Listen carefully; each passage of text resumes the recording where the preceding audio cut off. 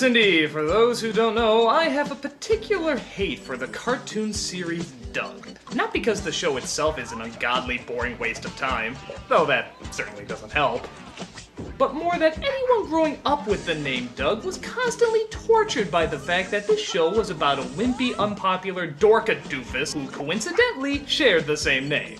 Just hearing the theme music alone seems to be causing an impressive tumor in my brain that I have decided to name Pork Chop. I look forward to when it finally finishes me off and I never have to listen to that song again. But I digress. Once Disney took over and started running the show on ABC as opposed to Nickelodeon, fans were outraged because, the original was such a classic. So once Disney asked the loyal fans if they would like to see a motion picture based on the astounding epic hero, people all over the world proudly replied, and the movie was made. And we're here to look at it today. Why? Because you goddamn hate me! Fucking people. By popular demand, let's take a look at Doug's first movie. First of all, I have to point out that this title is pretty pompous, as if to indicate that there's no doubt that our film is going to be so popular that, of course, it's going to warrant a sequel. But unlike Pokemon the first movie, where they knew the sequels were already made, this one was just on its own. And, wouldn't you know it, the film didn't make enough money to milk any sequels. And that must be bad because this is fucking Disney, the sequel generating monsters! They have the balls to take classic fairy tales and say, hey, what did ever happen after Happily Ever After? Well, you can find out in Cinderella 4, Filing Royal Taxes. But, I digress. The film opens in the 90s, but for some reason people act like it's the 50s, as being told by the 70s, as we see school bully Roger, not voiced by Billy West, buy your torches and pitchforks here, who's preparing to pull off another prank on Doug and his friend Skeeter. Don't you think this is kinda mean? It's unhealthy for me to bottle up my natural childlike spontaneity. I guess they're really hoping they're afraid of papier-mâché Chinese dragons. Very funny, you guys. Hardy har. Well, you had your fun. Now you can go home.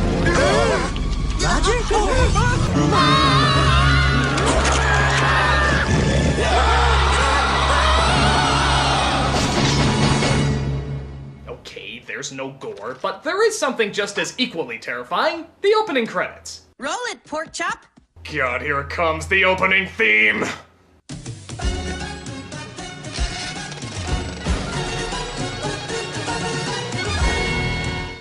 You mean, they changed the opening theme? That's me. Pork Chop. Hallelujah! Oh, it's bland. It's forgettable. It sounds like nothing I would ever remember in recent history.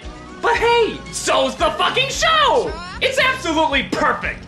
Rest in hell, you goddamn theme. May an army of devils sing thee to thy fiery death.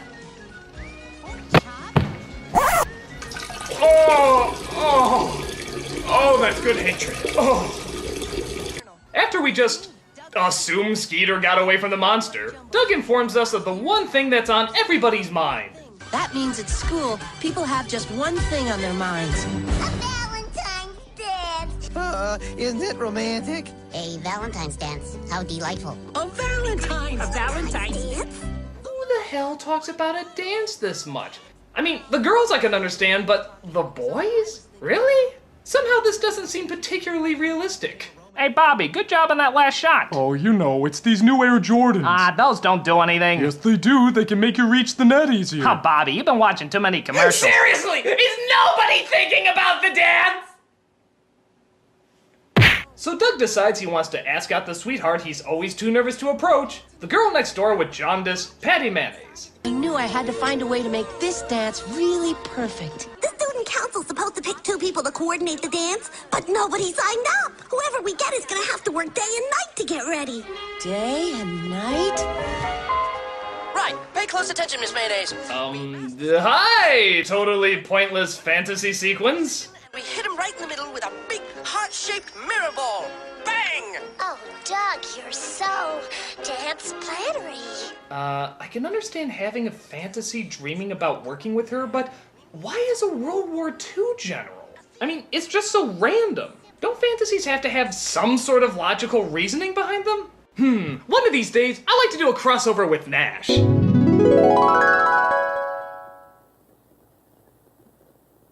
You are weird. Do you really think I'd be good at organizing a dance? I've never done anything like that. I think you'd be great at whatever you wanted to do, Patty. Especially me. Not much competition. So both Doug and Patty sign on for the dance committee, but only Patty gets chosen. The other position goes to a guy named Guy. Guy Graham, upperclassman, heads up, dinky dance, bang! It turns out Guy joined the committee to get fresh with Patty too. Well, Doug, you understand. Guy has real accomplishments, and he's friends with my daddy. Fine, young man. But for the moment, even bigger news seems to have fallen into their lap. The monster! I told you there was a monster! So after they dissolve to 1 second later, Doug gets excited about the possibilities a picture of a foot can bring. Skeeter, we're gonna be famous! This is the biggest thing ever! Woohoo! When the biggest thing ever happens, The biggest thing ever! Doug imagines himself a superhero. What is the script narrating now? What's going on?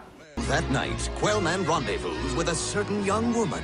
Oh, Quail Man. Oh, Jesus, what is the point of these fantasies? Yes, he plays the character on the show, but what does that have to do with what's going on right now? Looks like an uninvited guest is trying to crash the party, Quail Dog. It's like if Scrubs and Family Guy took all their pointless cutaway jokes and turned into some sort of horrible hybrid of wasted time. Quailman and his super pal, Quail Dog. And not only that, this fantasy goes on for a while. Almost as if we went into a totally different movie. If only I was so lucky. Who are you? I am the Lord of the Polka. Care to dance? Must dance. Yeah, grab my ball. Curious. I'm not kidding. This fantasy goes on for like 4 minutes, which in Disney animated years is like 20. Quail Dog turns the high-powered disco lights into the eyes of the monster, momentarily disorienting the reptilian rowdy. I don't even get it. Does Doug just black out for a while his friends just look at him awkwardly? So, Doug, what do you think about the picture? Doug, I miss you when you do this. Why do you go where I can't follow? Meanwhile, Roger and his henchmen, because all school bullies have henchmen in cartoons, put together a plan to find the monster they discovered the other night. There is only one thing that can save us from certain destruction. I present to you... Robo Crusher. This. Note the pincer claws and x-ray eyes. I've drawn myself down here for scale. Money is no object. Okay, so all reality connecting to what children do in high school has totally been removed. But I guess that's what I'd expect in a world where everybody looks like a Dr. Seuss mutant. Hello? Oh, Doug. Look, Pat. Did you hear the news? Guy got Mr. Bluff to give us money to have the dance at. Are you ready for this? Funky Town. Okay, I swear to God she said fucky town. Funky Town. You know, it's gonna be an orgy theme. Think Bazooka Joe meets a night in Paris. But little do they know that the monster from the other night followed them home. So they take the paranormal activity approach in that they never call the cops and try to fight off the scariness themselves.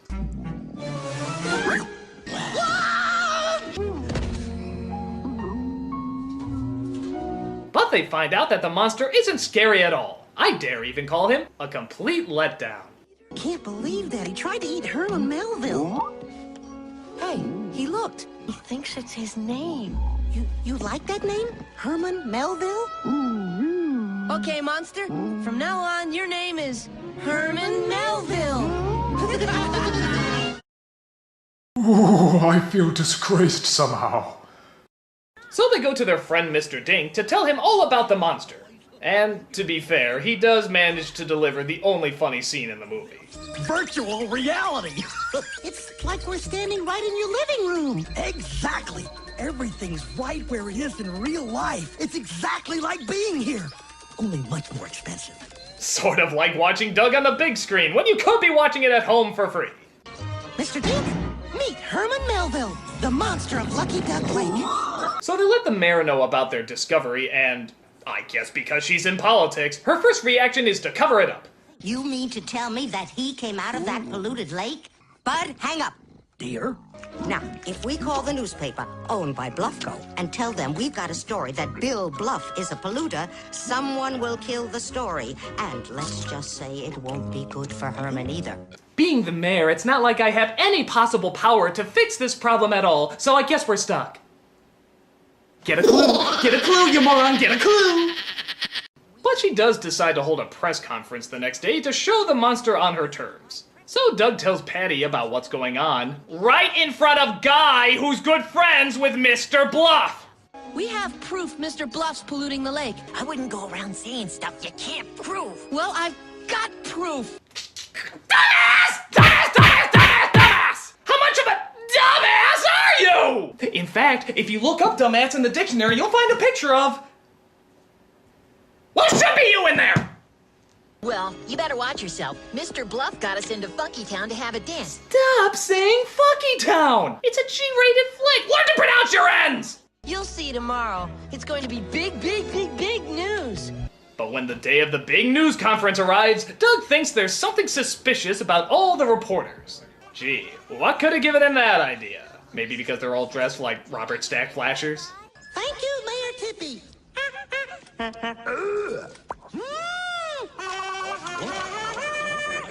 Sorry, always wanted to do that on TV. You're a waste of thought. So, to save the monster, Doug totally bails on the news conference. Something's not right. I think we made a big mistake. Mr. Bunny, is this your idea of a joke? I'm sorry, I gotta go now. I knew it. Sea monsters, right. I can't believe it. I had no idea Doug would lie like that. I say we judge strictly by how it looks and in no way question motivation or character. So after they find out that the reporters did indeed work for Mr. Bluff, and that it was just a plan to capture the monster, the mayor's plan is going to be A, have Bluff arrested, B, document all that she can through video and eyewitnesses that the monster is real, or C, have some of Bud's famous leftover meatloaf. Now, what do you say we have some of Bud's famous leftover meatloaf? Now you're talking. Let's go, boys. Am I on Mars? Tell me I'm on Mars! None of this makes any goddamn sense! I must be on Mars! I mean, this is as logical as Roger and his friends actually making that giant robot they were talking about.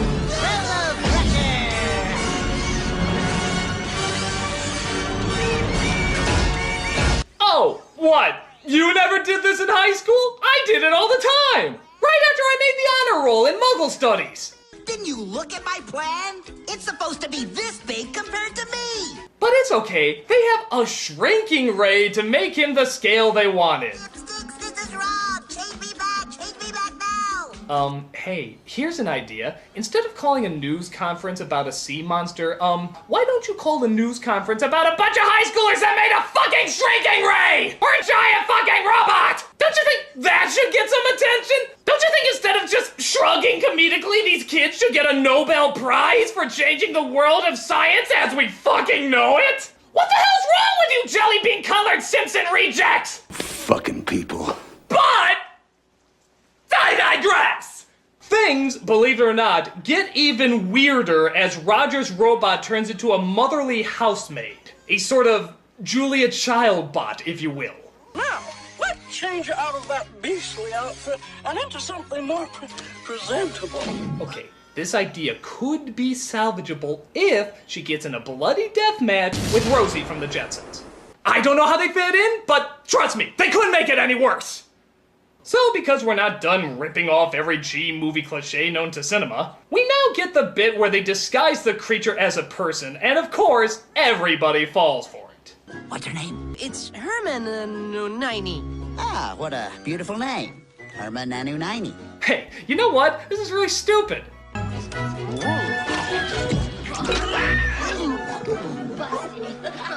Doug with that cute girl. Wait a minute. What? Look at Doug with that cute girl. Okay, alright.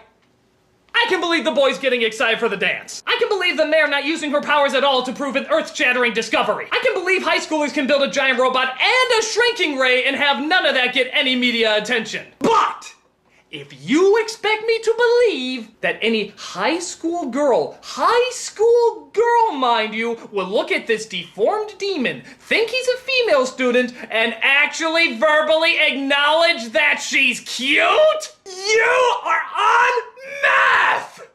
I mean, my God, do you have any idea how the teenage female mind works? They will pick apart anything that is not stylized perfection. This is the species that's turning this into a cultural phenomenon. They will criticize thighs. Thighs, for God's sake! And you're seriously telling me they would call this beauty show genocide cute?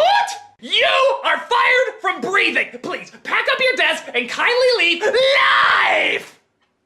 But I digress! Doug, I'm not gonna stand here and be lied to. I'm not blind, you know. I know who you're really spending your time with. That Hermione girl you've been hanging around with all day. I already made a Hogwarts joke, so I'll just let this one go. Come on, Patty, she's not even a girl. I know you think I must be dumb because I believed all that monster stuff before, but I hope you don't think I'm that gullible, Doug. Well, you think that? Really, Doug, you're trying to date this girl? So later that night, Bluff captures the creature and they take him away. Trying to think of something to do, Doug comes across the story that Guy is writing for the school paper. On the screen, next week's Weekly BB. Monster destroyed. Bill Bluff a hero. We're too late. Herman's dead. Wait, you just said it was next week. Obviously he wrote it ahead of time before it happened. They killed Herman. This stinks. Yeah, but it's next week's paper. The horrible monster was blasted into smithereens, thus saving the dance organized by cool upperclassman Guy Graham. It's next week's paper! Night of fun turns into night of terror. Didn't you see Tomorrow Never Dies? It's a James Bond scheme! Wake the fuck up! Wait, the dance isn't until tonight. Of course. Guy wanted to make sure this was in next week's paper. You mean when I said it was next week's paper, it was actually next week's paper? Oh, Guy must have known I'd be stupid enough to do whatever it is my brain just did there. So, the night of the dance comes and nobody seems to question why security has been up to Nazi-level extremes. We're so glad to see so many of you lovely people here tonight. We would especially like to welcome all the representatives of Illinois' law enforcement community who have chosen to join us here in the Palace Hotel Ballroom at this time. We certainly hope you all enjoy the show. They manage to find the monster and dress up the fembot to go in posing as him. Fire! Whoa, pretty harsh on the robot there, aren't you guys? Roger. Somebody take this. Take him. No! I can't believe how needlessly cruel they're being to this thing.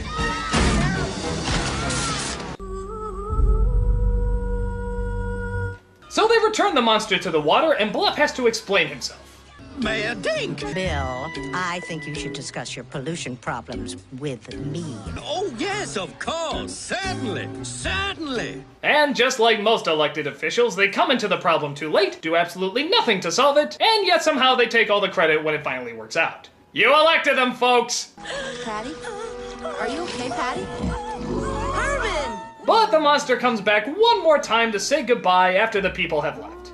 I forgot. I brought you something. Remember this? Herman Melville's works? Yes, he writes about a monster in the water who people try to hunt down and kill. But don't worry though, you'll enjoy the ending. So he goes back into the water and we get to see our favorite character one more time before the film ends. No, not that puke stain. There you are. Oh, you forgot your jacket. Oh my god, I feel so sorry for this thing! Roger. How is it in a cast of characters this big and literally this colorful, the only one I feel any amount of emotion for is the lifeless robot? It's actually kind of hard to watch. Roger. Go give him his coat, robot. You have America on your side! Patty and I danced on the dock under the moon for quite some time.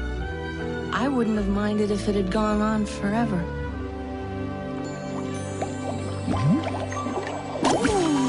I'll just assume that's a fart we're ending on and call the film quits.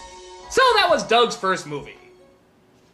Aren't you so glad they brought that to the big screen?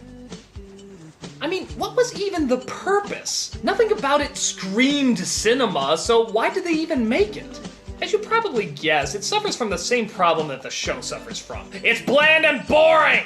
I hate this movie, I hate this show, I hate everything having to do with it! And thank God this is the last thing I ever have to review having to deal with it! Because I swear, if I hear that song one more time, I don't know what's gonna happen! I'm the Nostalgia Critic, I remember it! Fucking people.